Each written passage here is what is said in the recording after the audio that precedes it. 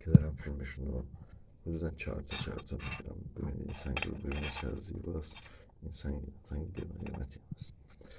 و ببینید این بغلی رو ببینید این چقدر زیباست. از چی هست این شبیه همه چیز سنگ، خیلی زیباست. ببینید بعد میام اینجا این سنگ رو ببینید چقدر توش، ببینید نمونه رنگارنگ داخلش، قشنگ داخلش پر این چیز.